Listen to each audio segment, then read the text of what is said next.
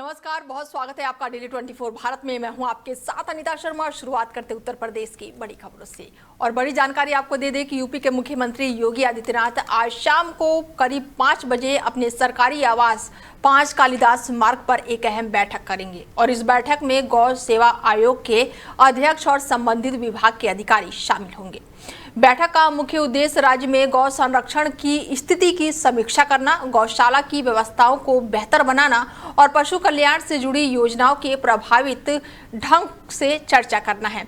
मुख्यमंत्री विशेष रूप से गौशालाओं में व्यवस्थाओं, चारे, पानी, चिकित्सा सुविधाओं और रखरखाव की स्थिति पर फोकस करेंगे। इसके अलावा आवारा पशुओं की समस्या, उनके संरक्षण और पुनर्वास के लिए चल रही योजनाओं की प्रगति की भी समीक्षा की जाएगी। संबंधित अधिकारियों से रिपोर्ट ली जाएगी और आवश्यक दिशा निर्देश भी जारी किए जाएंगे। सरकार की प्राथमिकता है कि गौ संरक्षण से जुड़ी योजनाएं जमीन पर प्रभावी ढंग से लागू हो और पशुओं की देखभाल बेहतर तरीके से सुनिश्चित की जा सके। ये बैठक राज्य में पशु कल्याण और ग्रामीण व्यवस्था की मजबूत करने की दिशा में बेहद ही महत्वपूर्ण मानी जा रही है। वहीं यूपी के ललितपुर के सदर कोतवाली क्षेत्र से एक विद्युत ट्रांसफार्मर में तेज स्पार्किंग के बाद से भीषण आग लग गई। घटना का वीडियो सोशल मीडिया पर वायरल हो गया है और आग लगने के कारणों में ओवरलोडिंग, अवैध कनेक्शन और ट्रांसफार्मर के खराब रखरखाव को बताया जा रहा है। आग की वजह से इलाके में कई घंटों तक बिजली आपूर्ति पूरी तरह से ठप रही, जिससे स्थानीय लोगों को भारी परेशानियों का सामना करना पड़ा। विद्युत विभाग की टीम ने तुरंत ही मौके पर पहुंचकर आग पर काबू पाने का प्रयास किया। अधिकारियों का कहना है कि आग पर नियंत्रण पाने के बाद से ट्रांसफार्मर की जांच की जाएगी और आवश्यक मरम्मत की जाएगी। स्थानीय लोगों ने कहा है कि कई बार विभाग को ट्रांसफर की खराब स्थिति के बारे में जानकारी दी गई थी, लेकिन कोई भी कार्रवाई नहीं हुई। घटना में बिजली आपूर्ति और सुरक्षा व्यवस्था पर सवाल खड़े कर दिए हैं। विद्युत विभाग ने नागरिकों से अपील की है कि किसी भी आपात स्थिति में तुरंत ही विभाग को सूचना दे और अवैध कनेक्शन न बनवाएं। वहीं यूपी के अमेठी में ईद के त्यौहार को बड़े ही हर्षोल्लास और शांति के साथ मनाया गया। जिले के ईदगाहों और मस्जिदों में बूंदाबांदी और हल्की बारिश के बीच नमाज अदा की गई। जिले में कुल 218 ईदगाह और मस्जिदों में नमाज पढ़ी गई। नमाज अदा करने के बाद से लोग एक दूसरे को गले लगाकर ईद की बधाई और मुबारकबाद दिए हैं। प्रशासन ने नवरात्रि के पावन महीने में ईद को ध्यान में रखते हुए सुरक्षा के चाक चौबंद इंतजाम किए। जिले में ड्रोन और सीसीटीवी कैमरों के माध्यम से निगरानी की गई है और जगदीशपुर ईदगाह में एडीएम आपूर्ति गुप्ता और अर्पिता गुप्ता और एसएसपी ज्ञानेंद्र सिंह भारी पुलिस फोर्स के साथ मौजूद रहे। अमेठी में ईद के मद्देनजर जिला प्रशासन पूरी तरह से अलर्ट मोड पर रहा। सुरक्षा व्यवस्था के साथ साथ भीड़ नियंत्रण और यातायात व्यवस्था को भी ध्यान में रखा गया। ऐसे में ईद का त्यौहार बड़े ही शांति के साथ संपन्न किया गया। आज अमेठी जनपद में कुल 218 मस्जिद और ईदगाह में नमाज कराई गई है। ईद की संपूर्ण जनपद में पर्याप्त सुरक्षा व्यवस्था की गई है। ड्रोन से भी निगरानी कराई जा रही है। आप देख रहे हैं कि यहाँ पे सकुशल नमाज जगदीशपुर में संपन्न हो चुकी है और जायस में ईदगाह में 9:30 बजे है नमाज, वहाँ पर भी सुरक्षा व्यवस्था पर्याप्त लगाई गई है। ऐसे ही संपूर्ण जनपद में पर्याप्त सुरक्षा व्यवस्था के साथ ईद की नमाज कराई जा रही है। देखा जाए तो ईद के साथ साथ नवरात्र का भी महीना चल रहा है, सुरक्षा की जिम्मेदारी आपके कंधों पर दी गई, किस तरीके से नमाज चल रहा है? बिल्कुल, नवरात्र का भी त्योहार चल रहा है। सभी मंदिरों में भी महिला फोर्स के साथ में ही पर्याप्त पुलिस फोर्स लगाया गया है। वहाँ पर भी त्योहार को सकुशल संपन्न कराने हेतु पर्याप्त सुरक्षा व्यवस्था लगाई गई है। किस तरीके से फील करना चाहते हैं सभी को ईद और नवरात्र की शुभकामनाएं और मैं अपील करूंगा कि उत्साह और हर्षोल्लास के साथ त्योहार को मनाएं। जोश में होश न खोएं, किसी तरह की कोई कहीं अभद्रता न हो किसी से। पर्याप्त सब लोग उत्साह में और शांतिपूर्ण ढंग से त्योहार को मनाएं। वहीं यूपी के रायबरेली में आज ईद का पर्व बड़े ही हर्षोल्लास और शांतिपूर्ण ढंग से संपन्न किया गया। जिले के रेलवे स्टेशन के निकट में ईदगाह में कड़ी सुरक्षा व्यवस्था के बीच नमाज अदा की गई। लोगों ने एक दूसरे को गले लगाकर और मिलकर ईद की बधाई और देश को अमन चैन की दुआ की। जिले भर में कई मस्जिदों में ईद की नमाज पढ़ी गई और इस दौरान जिला अधिकारी हर्षित माथुर, पुलिस अधीक्षक, अपर पुलिस अधीक्षक मौके पर मौजूद रहे और इसके साथ ही सुरक्षा व्यवस्था के पुख्ते इंतजाम किए गए। इस अवसर पर हिंदू मुस्लिम एकता और भाईचारे का संदेश भी देखने को मिला। कई हिंदू नागरिक ईदगाह के पास पहुंचे और मुस्लिम भाइयों को ईद की बधाई दी। प्रशासन और नागरिकों की पूरी तत्परता के चलते आयोजन जो है बेहद ही शांतिपूर्ण और सुव्यवस्थित ढंग से संपन्न हुई। ये पर्व अमन, सौहार्द और भाईचारे के प्रतीक रहा है, जिसे जिला में आपसी सम्मान और सहयोग के साथ संदेश फैलाया गया। जो ईद का त्योहार है वो कल से प्रारंभ हो गया था। अलविदा की नमाज जो थी जनपद के कुल 359 मस्जिदों में हुई थी और आज ईद की नमाज है। और यहाँ पर देख सकते हैं कि खासतौर पर गढ़वाली क्षेत्र में 15 बड़ी मस्जिदें हैं और ये जो डबल फाटक का एक ईदगाह है, यहाँ पे बड़ी संख्या में लोग आकर के ईद की नमाज कर रहे हैं। इसके लिए पुलिस के व्यापक प्रबंध किए गए। पीएससी थाना के थाने की फोर्स, राजपत्रित अधिकारी, कार्यालय की फोर्स लगाई गई है और हम इसको मॉनिटर करने के लिए सीसीटीवी इसको मॉनिटर कर रहे हैं ताकि त्योहार सकुशल संपन्न हो सके। सर, नवरात्र भी चल रहा और ईद भी, तो कहाँ पे प्रशासन हमारी जो नवरात्रि के पर विशेषकर जो हमारी जो मिशन शक्ति केंद्र की जो महिला फोर्स है, कंपोनेंट है, उसको भी नवरात्र में लगाया गया है पानी के अतिरिक्त। और महिलाओं की विशेष सुरक्षा और विशेष उनकी सुरक्षा के दृष्टिगत विशेष पुलिस बल की तैनाती। तो वहीं गोंडा सहित पूरे देश में आज ईद का पर्व बड़े ही हर्षोल्लास और धूमधाम से मनाया गया। गोंडा जिले में ईद की नमाज को सुरक्षित और व्यवस्थित तरीके से अदा करने के लिए प्रशासन ने कड़ी सुरक्षा व्यवस्था की। जिले के कई ईदगाहों और मस्जिदों के आसपास भारी संख्या में पुलिसकर्मी तैनात किए गए और ड्रोन कैमरे द्वारा निगरानी रखी गई। इस मौके पर मुस्लिम समाज के लोग सुबह अपने अपने घरों से निकलकर ईदगाह और मस्जिदों में पहुंचे। पटेल नगर ईदगाह में भारी पुलिस फोर्स की मौजूदगी में नमाज अदा की गई और लोगों ने एक दूसरे को गले मिलाकर ईद की बधाई दी। जिले के अन्य जगहों पर मजिस्ट्रेट, सीओ और थाना अध्यक्ष मौके पर उपस्थित रहे। ऐसे में गोंडा पुलिस अधीक्षक विनीत जायसवाल, अपर पुलिस अधीक्षक और साथ ही पुलिस के कई आला अधिकारी मौके पर मौजूद रहे। जिला प्रशासन ने सोशल मीडिया पर लोगों से अपील की है कि ईद के मौके पर किसी भी तरह की ऐसी पोस्ट न करे जिससे माहौल खराब हो और इस तरह पर्व ने जिले में भाईचारा और सौहार्द का संदेश फैलाया।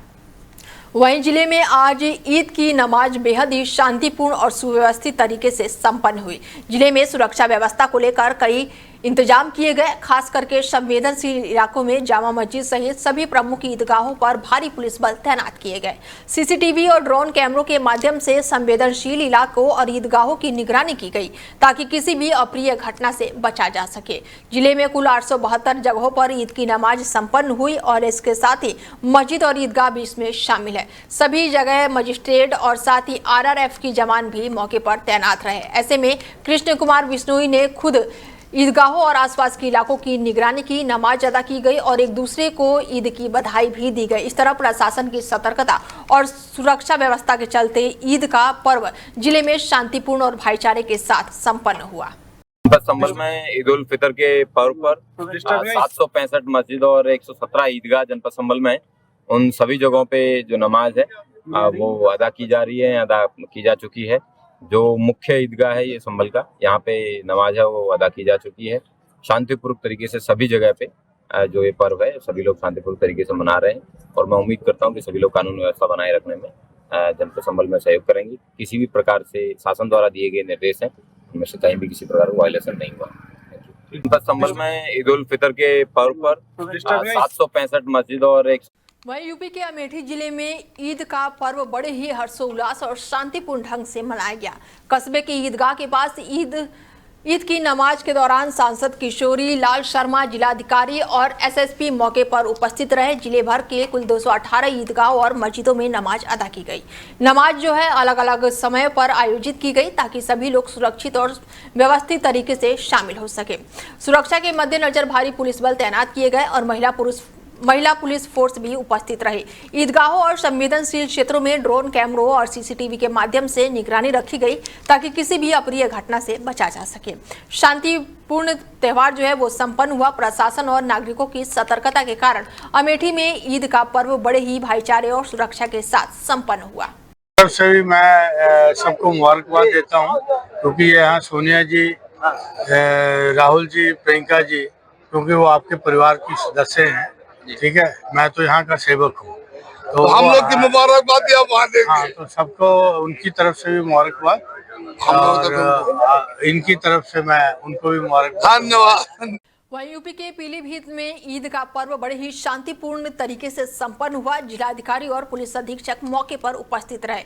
इसके साथ ही पीलीभीत शहर में कड़ी सुरक्षा के बीच नमाज जो है वो सकुशल अदा की गई। नमाज के उपरांत मुस्लिम धर्मगुरु समाज के व्यक्तियों और विशेष बच्चों को ईद की बधाई दी गई। प्रशासन ने सभी नागरिकों से त्योहार को शांति, सौहार्द और भाईचारे के साथ मनाने का आह्वान किया। पुलिस अधीक्षक ने समस्त क्षेत्रवासियों और थाना प्रभारियों को निर्देशित किया है कि अपने अपने क्षेत्रों में लगातार भ्रमणशील रहे और इसके अलावा प्रमुख धार्मिक स्थलों, मस्जिदों, ईदगाहों और संवेदनशील जगहों पर निरीक्षण किया गया। ऐसे में एक दूसरे से गले मिलकर ईद की बधाई दी गई और बेहद ही शांतिपूर्ण तरीके से त्योहार को संपन्न किया गया। तो वहीं केशव प्रसाद मौर्य आज कौशाम्बी जिले में कई महत्वपूर्ण कार्यक्रमों में शामिल होंगे। उन्होंने दिन की शुरुआत जो है चौराहे के नामांकन और लोकार्पण से की, जिसके बाद से अब शंख चौराहा उसे कहा जाएगा और इसके बाद से चौराहे का नामांकन और लोकार्पण भी किया गया, जिसमें कलश चौराहे के नाम से जाना जाएगा।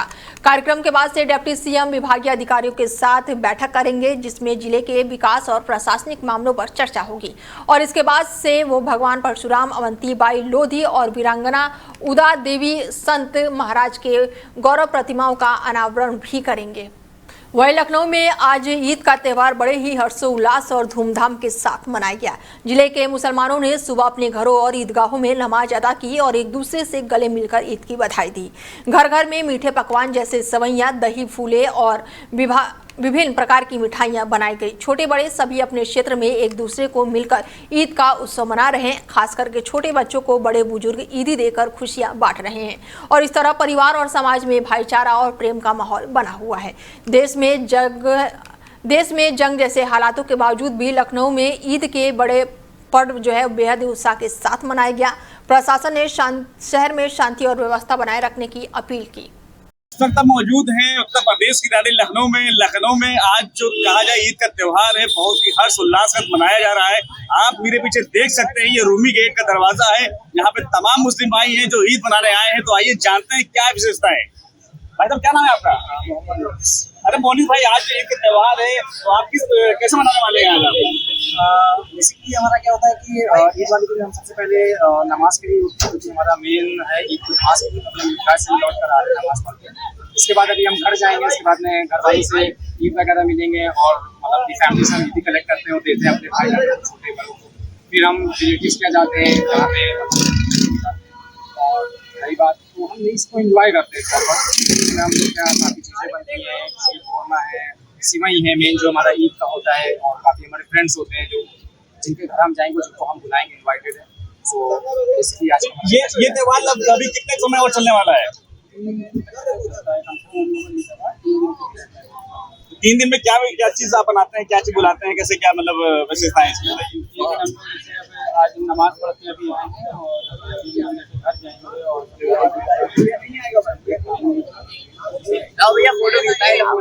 ये जो 3 दिन का त्योहार होता है, 3 दिन के त्योहार में मतलब आप क्या मतलब कहीं और जाते हैं, आते हैं, किस तरीके से मतलब क्या?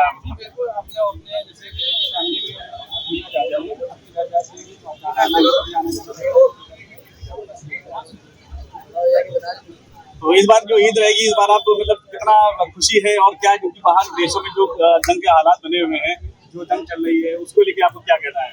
देखिए, अगर बात करें कि जंग की बात करें तो जैसे कि हमारे ईरान में काफ़ी ज़्यादा मतलब कि जो अमेरिका इजराइल में वॉर चल रही है, काफ़ी हमारे जो लीडर्स हैं बहुत शहीद हुए हैं। तो इस लिहाज से देखा जाए, देखिए ईद तो एक ऐसा चीज़ है कि यहाँ पे हमको ये हमारा पर्सनल हमारा अल्लाह की तरफ से इसको हमें सेलिब्रेट करना होता है। बट हाँ, इस चीज़ की हम मजम्मत भी करते हैं जो वहाँ पे जंग हो रही है जिस तरह से। और इंडिया की बात करें तो इंडिया हमेशा ईरान के साथ में सपोर्ट में है, तो हम ईरान के सपोर्ट में हैं और दुआ करते हैं कि जंग जो है जल्द से जल्द खत्म हो और सारी अमन में कायम। ऐसा कि आपने देखा, जैसा कि आपने सुना कि यहाँ पे जो भी मुस्लिम भाई लोग आए हुए हैं उन्होंने साफ साफ कह दिया है कि जो देश के हालात बने हुए हैं, जिस तरीके से वहाँ वॉर चल रही है, उसको लेकर इंडिया में कोई भी ऐसा नहीं है कि हम लोग यहाँ पे नहीं मनाएंगे। जो सिया समुदाय के लोग हैं, खाली थोड़ी सी नाराजगी जरूर बनी है, मगर वो भी अपना कहीं ना कहीं जो है त्योहार मना रहे हैं।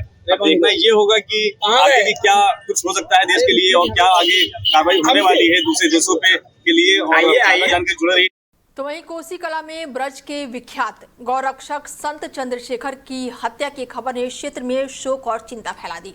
घटना सुबह 4 बजे कोटनवन चौकी के पास की है। जानकारी के अनुसार बाबा गौ तस्करों का पीछा बाइक से कर रहे थे और तभी तस्करों ने उन्हें गाड़ी से कुचल दिया।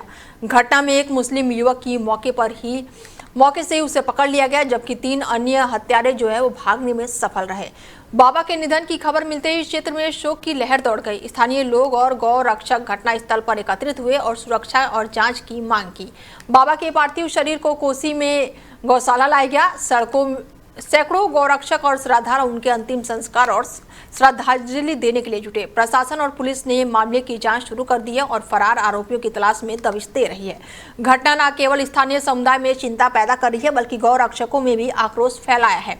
बाबा की हत्या ने समाज में गौरक्षक और कानून व्यवस्था के मुद्दे को फिर से उजागर किया है। थाना कोसी में कल रात्रि लगभग 3 से 4 के बीच में चंद्रशेखर और परसा बाबा ये इनके द्वारा एक वाहन को संदिग्ध मान करके रोका गया था, जिसमें कि कल गहना कोहरा होने के कारण पीछे से एक ट्रक जो कि राजस्थान नंबर का था उसके द्वारा आकर इनको हिट किया गया, जिसमें कि इनकी मृत्यु हो गई।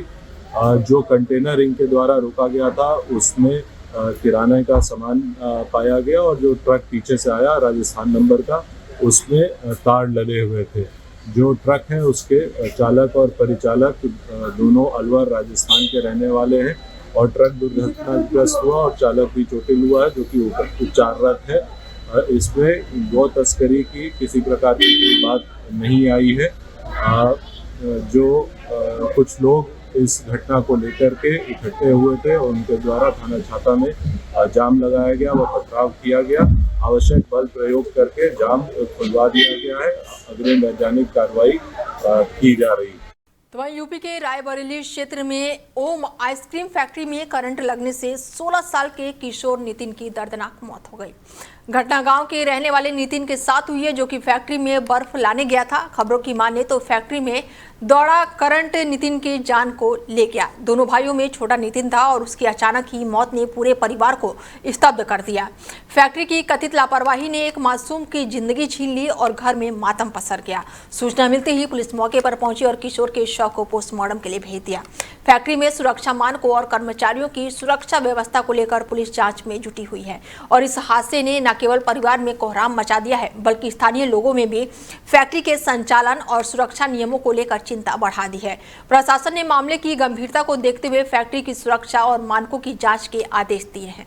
तो वहीं सहारनपुर जिले में ईद का पर्व शांति, सौहार्द और सुरक्षा के साथ मनाया गया। प्रशासन ने इस पावन अवसर पर पूरे जिले में सतर्कता बरती। डीआईजी अभिषेक सिंह, जिला अधिकारी मनीष बंसल, वरिष्ठ पुलिस अधिकारी मौके पर रहे। ऐसे में अधिकारियों की सतर्क निगरानी और बेहतर प्रबंधन के कारण ईद की नमाज पूरे जनपद में शांति और सकुशल संपन्न हुई। ईदगाहों और धार्मिक स्थानों का निरीक्षण किया गया और इसके साथ ही नागरिकों को ईद की शुभकामनाएं दी गई। प्रशासन ने सभी से आपसी भाईचारा बनाए रखने का आह्वान किया। यातायात व्यवस्था को सुचारू बनाए रखने और सुरक्षा सुनिश्चित करने के लिए पर्याप्त पुलिस बल तैनात किए गए। साथ ही ड्रोन कैमरों से निगरानी की गई। वरिष्ठ पुलिस अधीक्षक ने ड्यूटी पर तैनात कर्मियों को सतर्क रहने और किसी भी प्रकार की अफवाह और अव्यवस्था फैलाने वालों पर सख्त कार्रवाई किए जाने के निर्देश भी जारी किए। बड़ी संख्या में लोगों ने अपनी नमाज अदा की। प्रशासन और 6 बजे से ही लगातार और बहुत ही व्यवस्थित रूप से सभी लोगों को यहाँ पर बैठाया गया और उसके बाद व्यवस्था के साथ लोगों को डिस्पर्स करवाया जा रहा है। लगभग लोग अपने सकुशल बता रहे हैं। पूरे जिले में विभिन्न स्थानों पर कई मस्जिदों ईदगाहों पर जो नमाज अदा की जा रही है वहाँ सभी व्यापक व्यवस्थाएं सीसीटीवी, ड्रोन से सर्वेलेंस, लाउडस्पीकर और इंडिकेटर सिस्टम के माध्यम से अनाउंसमेंट और पर्याप्त बैरिकेडिंग और इनके माध्यम से जैसे बाकी जिले के अन्य स्थानों पर भी इसी प्रकार से। तो वहीं महोबा में ईद का त्यौहार बड़े ही धूमधाम के साथ मनाया गया। मुख्यालय सचिव समूचे जनपद में ईदगाहों और प्रमुख मस्जिदों में नमाज अदा की गई। शहर के सबसे प्राचीन ईदगाहों में हजारों मुसलमानों ने ईद की नमाज अदा की और देश में अमन, शांति, भाईचारा और खुशहाली के लिए दुआ मांगी। शहर काजी हुसैन ने इस्लाम पैगंबर को बताते हुए रास्ते पर चलने और आपसी मेलजोल बढ़ाने और एक दूसरे को सुख दुख के साथ रहने की बात कही। ऐसे में ईद का त्यौहार महोबा में बड़े ही शांति तरीके से संपन्न किया गया। सबसे पहले तो ईद उल फित्र की तमाम शहर, जिला, सूबा बल्कि पूरे मुल्क, पूरी दुनिया को ईद की बेशुमार मुबारकबाद मैं पेश करता हूँ। साथ ही अमनो अमान का पैगाम देता हूँ। हम अपने नबी के ग़ुलाम हैं। हमारे नबी ने अमनो अमान कायम रखने का हुक्म दिया, प्यार व मोहब्बत की तालीम दी। तालीमात मुस्तफ़ा पर कौम के बच्चे बच्चे को अमल करने की ज़रूरत है।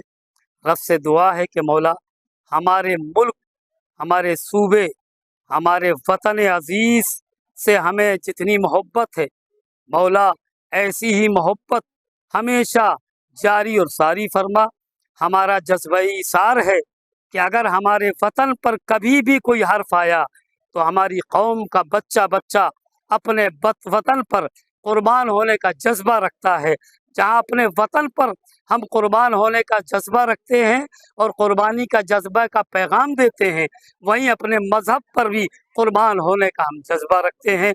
रब से दुआ है कि मौला हमारे मुल्क में हमेशा अमन व आफ़ियत अता फरमा, हमारे मुल्क को बेशुमार तरक्कियाँ अता फरमा, कौम के बच्चे बच्चों की सबकी उम्र इक़बाल में बरकतें अता फरमा, मज़लूमों की मौला हिफाजत फरमा, जालिमों को सफ़े हस।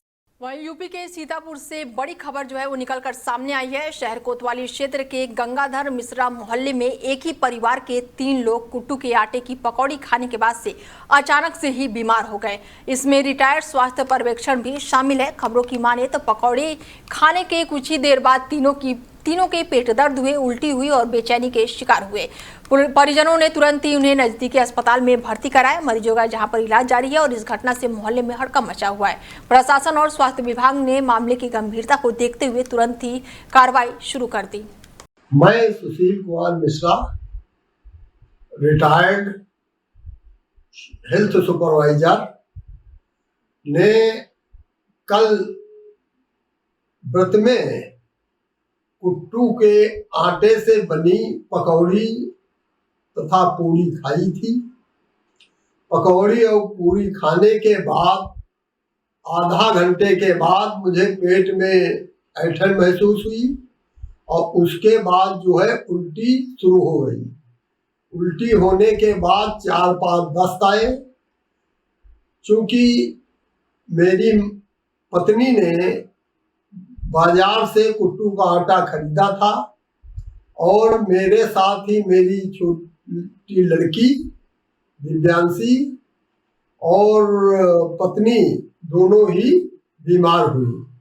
मैं जिला अस्पताल दौड़ के गया, वहाँ से दवाई लाया जा करके, तब जा करके अब स्वास्थ्य बिल्कुल सामान्य है। किरण एस सीतापुर पहुंचे हैं और शहर कोतवाली का औचक निरीक्षण किया है। निरीक्षण के दौरान उन्होंने कोतवाली के ऑफिस रिकॉर्ड और व्यवस्थाओं की बारीकी से जांच की और ऐसे में अपराध नियंत्रण और इसको बेहतर बनाने के दिशा निर्देश भी जारी किए। किरण एस ने पुलिसकर्मियों को निर्देश दिया कि प्रत्येक सिपाही को अपनी बीट को पूरी जानकारी हो और अपराधियों की नियमित चेकिंग और सत्यापन लगातार किया जाए।